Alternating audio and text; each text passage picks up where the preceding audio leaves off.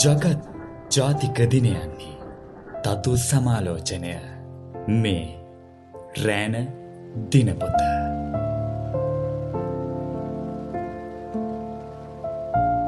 ආදරයට ආදරෙන් ලෝක ළමා හා වැඩිහිටි දින සමරුම.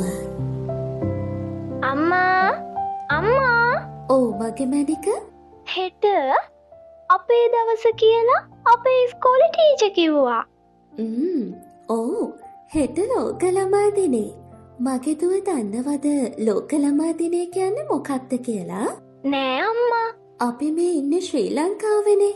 ඉතින් අපේ රටේ ලෝක ළමා දින ජාතික සමරුම හැම අවුරුද්දකම ඔක්තෝබර් 1 වෙනිදා ලෝක ළමා දින ජාතික සමරුම් වැඩසටහනක් ලෙස කාන්තා සහ ළමා කටයුතු විෂයභාර අමාත්‍යාංශයේ මෙහෙයවීමෙන් සමරනවා. ඉතින් මේ පාර ලෝක ළමා දින ජාතික තේමාව වුණේ ආදරයෙන් සුරකින්න අපට ලොවක් දිනන්නට කියලා. ඔයාලා වගේ පුංචි දුවල පුතාලා වෙනුවෙන් ලස්සන වැඩසටහන් ගොඩක් එක එක තැන්වල සිද්ධ වෙනවා. ෂෝයිනේ අම්මේ. හෙට අපේ ඉස්කෝලේ එකෙත් අපි වෙනුවෙන්ම ටීචර්ස්ලා ගොඩාක් දේවල් කරන්න හිතන් ඉන්නවා කියලා ලොකු පන්තිවල අක්කලා අයියලා කතා වුණා.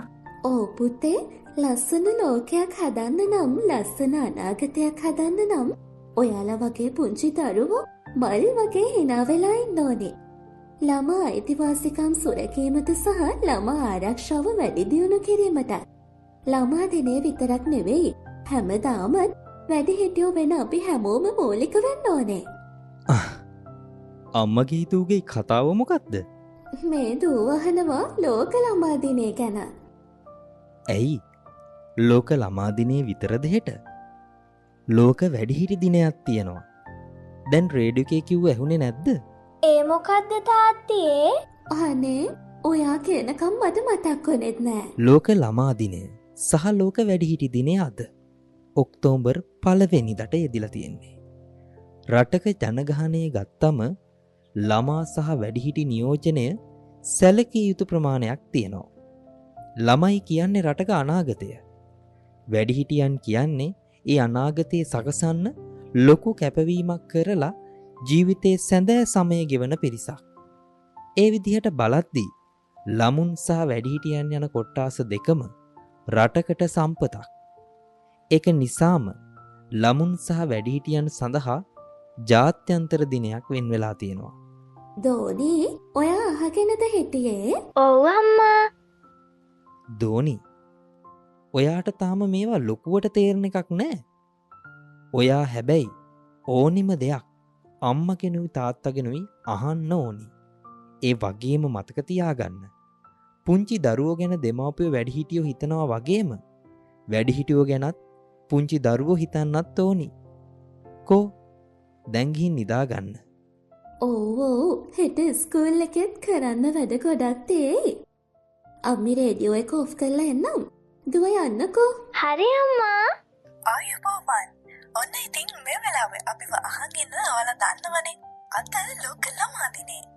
ඉතින් ළමා අයිතීන් සුරකීම සඳහා ප්‍රමුඛතාව දීම සියලුම මානව වර්ගයාගේ අතිමහත් යුතුකම ලෙස සැලකමින් ලෝකයේ සියලුම රටවල ලෝක ළමා දිනය, එසේත් නොමැතිනම් විශ්ව ළමා දිනය සමරනු ලබනවා. එක් රටවල වර්ෂයේ විවිධ දිනයන් හිදී මෙම ලෝක ළමා දිනය සැමරීම විශේෂත්වයක්.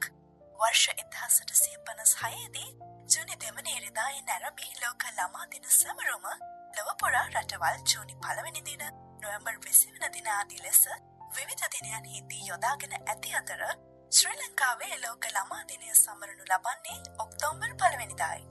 ලොව පුරාම ලෝක ළමා දිනය ප්‍රථම වරට එක්ව සමරන ලැබුවේ 1955 ඔක්තෝබර් මාස 1 වෙනිදායි. ලෝක වැඩිහිටි දිනයද ඔක්තෝබර් 1 වෙනිදාට සමරනු ලබනවා.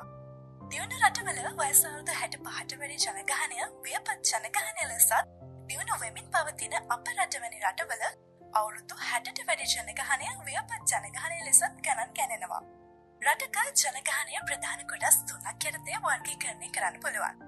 උපතේ සිට වයස අවුරුදු 14 දක්වා ළමා ජනගහනය ලෙසත්, අවුරුදු 15ත් 59ත් අතර ජනගහනය ශ්‍රම බලකාය ලෙසත්, අවුරුදු 60ට වැඩි ජනගහනය ව්‍යාපත් ජනගහනය ලෙසත් සැලකනවා.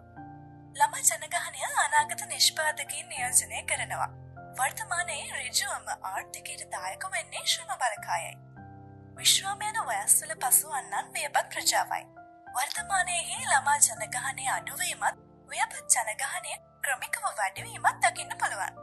මෙයට ප්‍රධානම හේතුව වන්නේ උපතේදී ආයු අපේක්ෂාව වැඩිවීම. ව්‍යාපත් ජනගහනය තුළද වයස්කාන්ඩ හඳුනා ගන්නට පුළුවන්. වයස අවුරුදු 60-70 අතර වයස්කාන්ඩය ව්‍යාපත් ජනගහනයේ වැඩි පිරිසක් නියෝජනය කරනවා.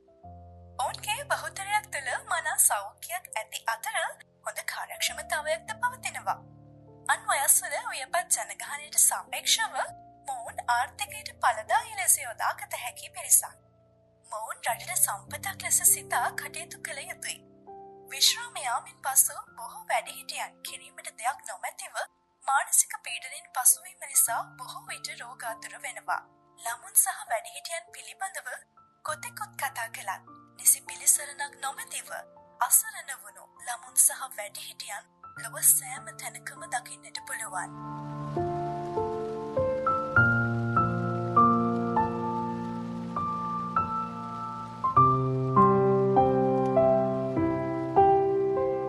අනාගතය බාරගනිමින් පිපෙන්නට වෙරදරන පුංචි කැකුළු වලටත් දරුවන්ගේ ලොව ගොඩනැගීමට දහඩිය හෙලා ජීවිතයේ සැනය සමය ගෙවනා වැඩිහිටි ප්‍රජාවටත් තම යහපත් ප්‍රාර්ථනා ඉටු කර ගැනීමට අදට යෙදී ඇති ජාත්‍යන්තර ළමා දිනයේ සහ ජාත්‍යන්තර වැඩිහිටි දිනයේදී උපහාරයක්ම වේවා. මේ රෑන අපේ උපහාරයයි.